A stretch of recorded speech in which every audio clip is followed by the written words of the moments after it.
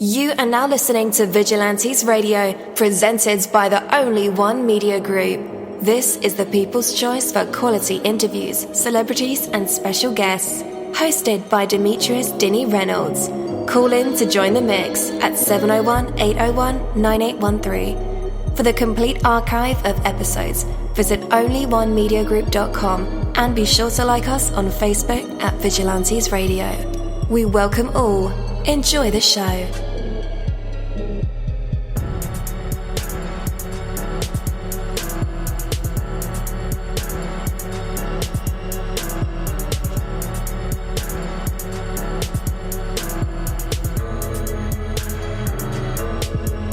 Ladies and gentlemen, please welcome your host, Demetrius Houdini Black Reynolds.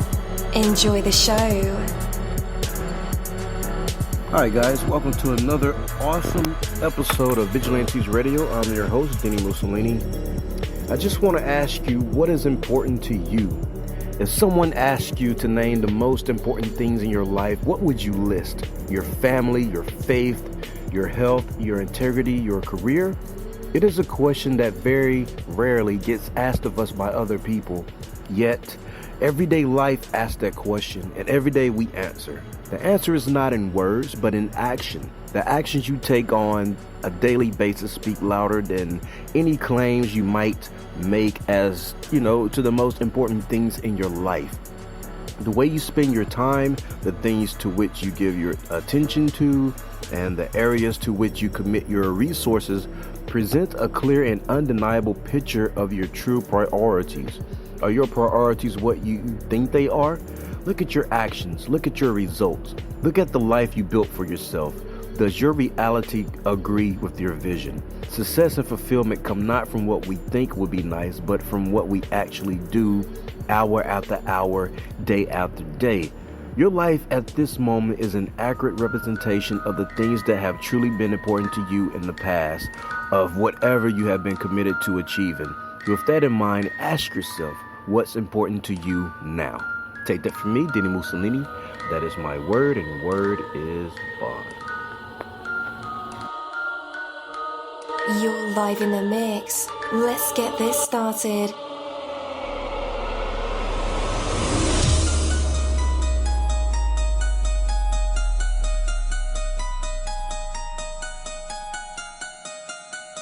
Yo, hello and welcome to another awesome episode of Inside the Music, or Inside the Book, Inside the Business, where we dive into the minds of the people who create marvelous things. It feels so good to be back with you guys once again. So one time for my people who are indigos, crystalline, or starseeds, or for my Vigilantes audience family, and 2 times for my people who are vegetarian or vegans. If you're like me, we are averaging over 37,000 live listeners, and we've been at this for 4 solid years.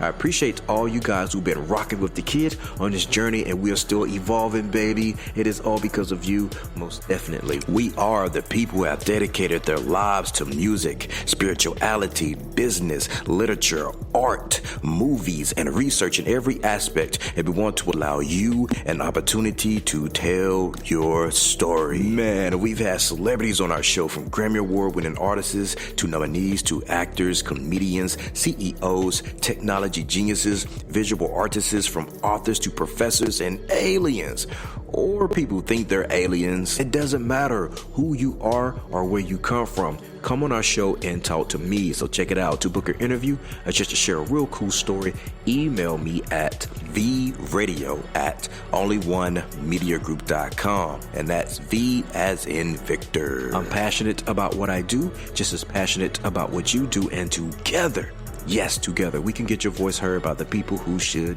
hear it. So let's create something incredible. You know the number to dial, 701-801-9813. text that number to your buddy right now and tell them to tune in to connect with us or our guests, or you can hop in the mix directly from our website, onlyonemediagroup.com. Right from the homepage, you can slap that go live button and you'll be right here live in the mix and in the chat room with all of us. Feel free to shoot over some questions to ask our guests while they are here, but only as time permits. Sometimes my guests and I talk entirely too much and we take up the entire hour. And as always, all episodes are available for free download, and you can grab that from either Spreaker.com/onlyonemediagroup, iTunes, YouTube, or any app from the Google Play or iTunes Store, or over at our website. And that goes for every single episode that we ever aired. Hello, and welcome to another awesome episode of Vigilantes Radio. We have a very special guest for you guys today. She's an author by the name of Doris Johnson. So we'll be diving in deep with her about her books and her journey along the way. So let's go ahead and dive deep. Hi, Miss Doris Johnson. How are you doing? Good morning. I'm doing fine, thank you. How are you? I'm doing great. Blessed Good. and best. No complaints. Well, I am so honored to sit here with you and talk with you about your stories, your books, and your mission. Well, thank you. My pleasure. I love writing. I've always loved writing, but during my younger years, I really didn't have time to finish anything. Mm-hmm. So with the prodding of my son, Tony, after I retired, I got busy and did a few things. Mm-hmm. So the first one that I wrote was, I had planned it in the 60s. I was always thinking about my ideal retirement situation and how to live. Right. And I wanted to do a scale model, but I couldn't. So after I retired, I said, well, maybe I just turn it into a story. And that's how I got my first book, The Mansion. It's all about retirement. Right. And the second one came along because first of all, I wanted to write lyrics, and I had a few little short stories. And so I didn't realize how hard it was to get your lyrics put to music. So I said, maybe just do poems, make it poems and short stories to make out enough to have a book. That was the second one. The third was a bunny adopted me. As well, I should say the bunny adopted my garden. Someone abandoned a bunny. So I saw her eating from my garden one day, and I went out with my camera, and she sat right there and let me take a picture.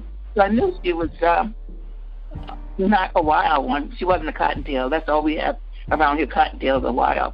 She wasn't a cottontail. And so she was with me for about 3.5 years, and she was so much fun. And I would go out and sit with her and feed her lunch. And that book I wrote for her. And so unfortunately, she passed just before I got it published. But she was so much fun, I still miss her. And the fourth one came, it was just an idea in my head. I was writing about, I wanted to find a success story, and I always like to have my stories end well. And that's where I wrote about someone who was successful. Then they ran into hard times, and then in the end, success came back to the family. Mm-hmm. And the fifth one was from a news article. It's called The Immigrant. And from a news article, I thought I'd, try to make up a story around that title, which I did. And it also ended good. Right. Good. So what part of the USA are you in? West Coast. West Coast, okay. Oh, I retired and moved to the West Coast. I grew up in cold climates, and you can imagine why I'm in the West Coast. Right, yeah. Most definitely. So, and I really admire your journey. I mean, penning these books, not letting anything stop you or become an excuse of why these books couldn't, get published. It's very admirable. So, your first book, what did you have to do any research to work on this book, The Mansion? No. That's why I like to do fiction. Fiction gives you more time to work on, what you were doing. And I can make up stories. But if you do something that's actual, based on some facts, that takes longer because there's a lot of research you have to do. Mm-hmm. So I stick to fiction. Okay. Yeah, I was going to ask you about that next, about your particular style as an author. I mean, do you have a particular style, or? No, I don't, that I know of. It's just for the mere fact that I like fiction. Mm-hmm. For writing, I like fiction, but not. But I do like reading other things that's not fiction. Yeah. What inspires you to write? Well, dreams. Years ago, I've always dreamed, even young. Some people say they can go to sleep and not dream. I can't go to sleep and not dream. So I told myself, I said, if I could remember everything that I dreamed last night, I could write a book. And so over the years, I started several stories. But I was working, sometimes more than one job, and taking care of a home. And then in those days, it was a typewriter. That was work. Yeah. And paper out. Then my son bought me a brother's food processor. I'm going to say food processor. Word processor. That was easier, but it was still a little hard because you didn't have to print your page every day, but it wasn't so easy. But then he finally talked me into getting a computer. Then that was so much easier on the computer that's what really got me going. And pardon me. And I do all of my writing longhand first because that increases the speed in which I type it. Typing is the easiest part because I'm not too bad at typing. But to type as you're thinking takes too much time. So that's why I go longhand first. Then I can read it over and see if I like it. Then I type it. Mm-hmm. Okay. Do you feel like you're a part of the illiteracy battle that we have in the States? There's a lot of kids who can't read, a lot of adults who can't read as well. And yes. I always commend authors who contribute, their books. I mean, not just to incite people to read, but, just putting their aspirations out there for, us to grab and to hold on to understand the words, to understand the author's vision. Do you think we have a literacy problem here in the States? Unfortunately, yes. And I really don't understand why we should, but we do. Mm-hmm. And it's most unfortunate. And does it have something to do with our educational breakdown? I mean, our system's not that great in certain part of the regions. Well, I think it's more than that. It's most of it, I think, starts within the home. Yeah. Yes, because no matter how things are, if you have the desire, you can make it. But if you listen to people who don't have anything, don't want anything, what are you going to think? Mm-hmm. But I do believe that it starts in the home. I have to agree with you. Right, because we shouldn't have that problem. Right. Even though your work, all of your works are fiction, there's still some people who may feel like it's out of their narrative. Okay, one question. Now, the bunny is not fiction. The bunny book is actual. That's my only exception. Yeah. Yeah. So, from your perspective, what makes The Immigrant accessible and relatable to those outside of its narrative? Well, you know what's going on the southern border. Mm-hmm. And that's what really inspired it. But it's me to make up a story around that. And it's pathetic, but that's where I got the idea for The Immigrant from. Right. And what do you like best about the way that book turned out? Well, always a happy ending, even though it's fiction, and then it doesn't relate to the actual problem at the ending, because I don't know if the actual problem has an end in sight. I hope it does. But I gave it a happy ending. That's great. Speaking of endings, like how do you know when to end a story or end a book? Okay. It comes from, you've gone down this line, this road, and you got to reach a goal. When this happens, it's over. But exactly how it comes to my mind, when I've gone far enough, it depends on the story. It's not something that's preconceived, ahead of time. It just, when it's done, it's done. Mm-hmm. And you don't want to bore anyone. So, most definitely. Uh-huh. Were there ever spots in any of these stories where you felt like you were stuck and needed to draw inspiration from something else?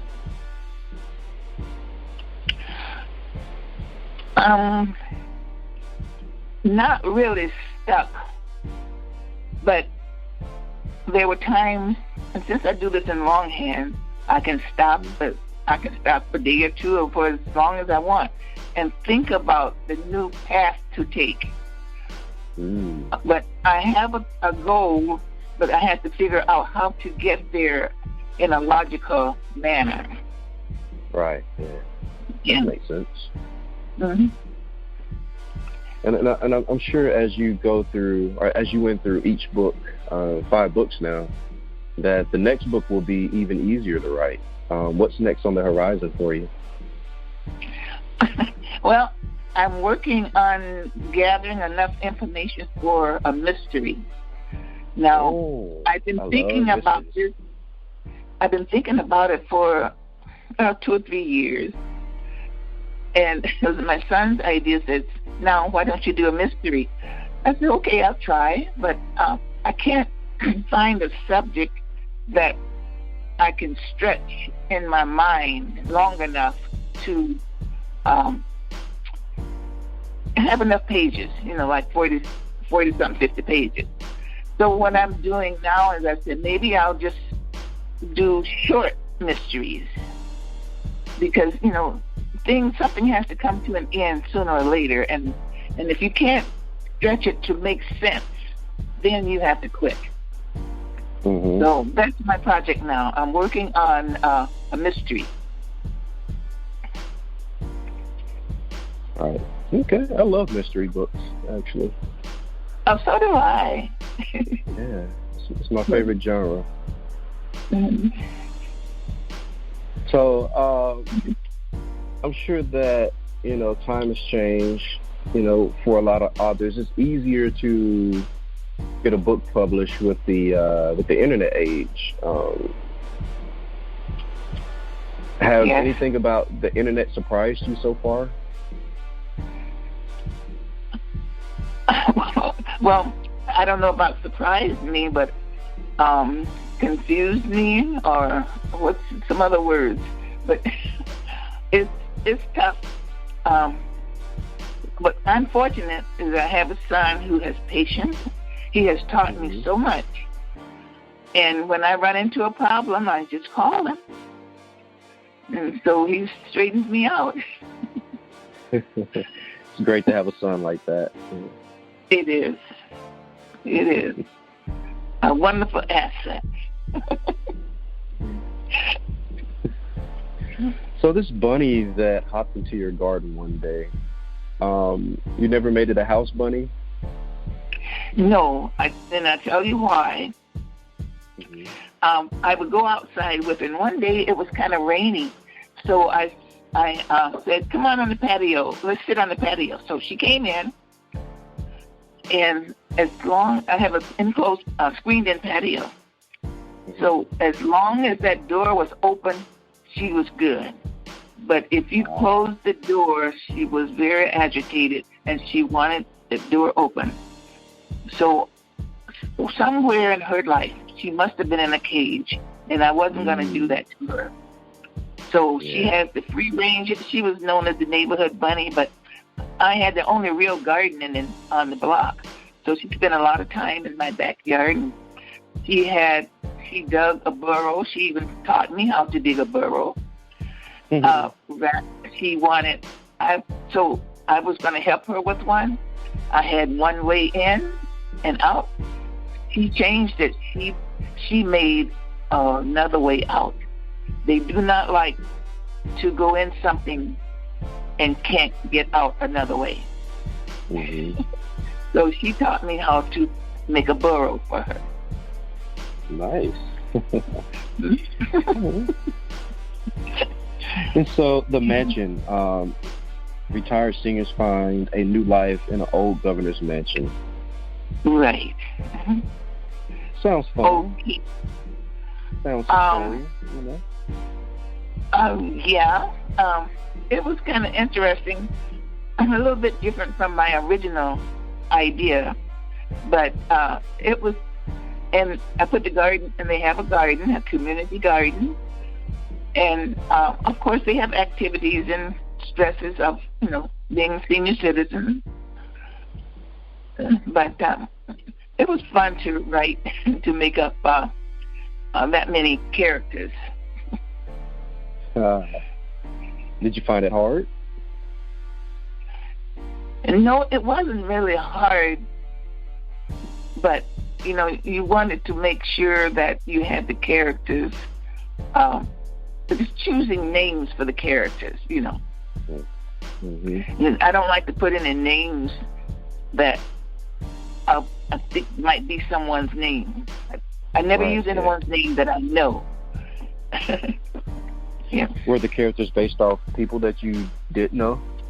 Either, No. personally or... Okay. No, it was based on an idea of what retirement life should be like. Understand. Yeah. Wow, that's very unique. Okay. So just one book is in the works for this next phase, this next mystery book? Right. Yes. I'm working on the first one, and I'm going to see how far it goes. And then if it's not enough pages, I'll let it add a second one. Okay. I like that.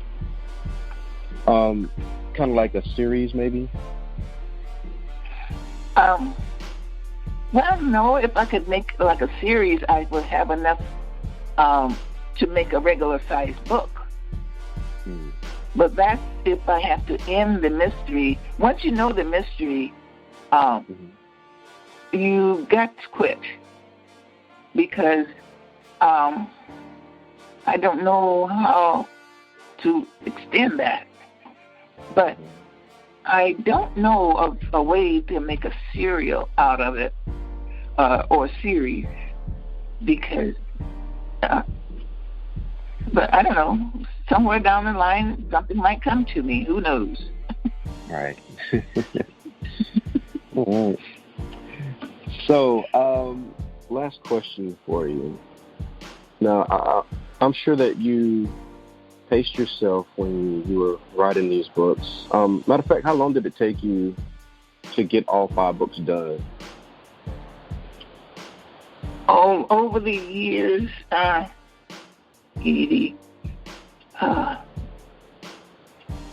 maybe about 5 or 6 years, because I think I started when I was 75. Mm-hmm. And the last one was, I can't remember when the last one was. But maybe it was about 5 years in between the first and the number 1 and number 6. And it might be 6 years, I'm not sure. If I can remember how old I was when I finished that one. Do you have any favorite memories along that time that kind of inspired a change of a story? No, I don't. Not for those. Well, with the bunny, I had more memories that I could use. But as far as the others go, I don't have any. Okay. Yeah. All right. Well, Miss Doris Johnson, it's been a pleasure speaking with you. I'll have your book links in the description of this episode, so all of our listeners can click on the links on Amazon and purchase your book. Well, thank you so much. It's been my pleasure. Thank you so much. Enjoy the rest of your day. Thank you so much. Thank you, my Vigilantes family, as always, for checking out my podcast over here at Vigilantes Radio. All episodes are available for free download, and you can grab that from either Spreaker.com/only1mediagroup, iTunes, YouTube, any app that's on a Google Play or iTunes store, or our website. And that goes from every single episode that we've ever aired. If you'd like to request music or a particular guest or send something for me to play, email it to vradio@only1mediagroup.com. If it's music, please label it by artist and title. Here's my disclaimer. We are genre free, we do not judge, and we absolutely do not base our opinions on hearsay but facts alone. And actually, you can scratch all of that because all of my opinions are always right. That's the bottom line. This is my show, so deal with it. Nah, just kidding. On behalf of myself, dini-mussolini, I appreciate all you guys for tuning in, either afterwards or live with us. Spread the word because sharing is caring. We stepped up our game just for you guys and our guests to make sure that you have the best experience here on our show. Be sure to connect with us on Facebook, Twitter, Instagram, Tumblr, as well as Spreaker. We always follow back. That is the number one rule. Okay, well, just remember to be yourself and be absolutely great at just doing that. Avoid being too comfortable because you're messing with your potential when you do that. Peace and have a good night.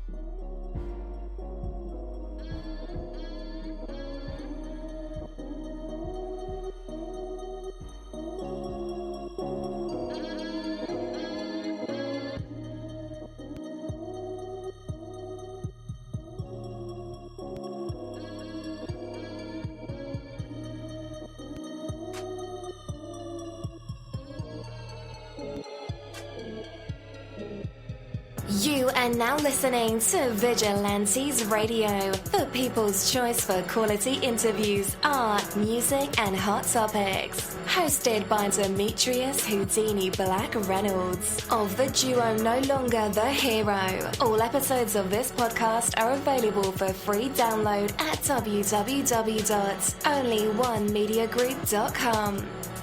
This is a Seventh Sign Regime Rebirth Worldwide Syndicate exclusive.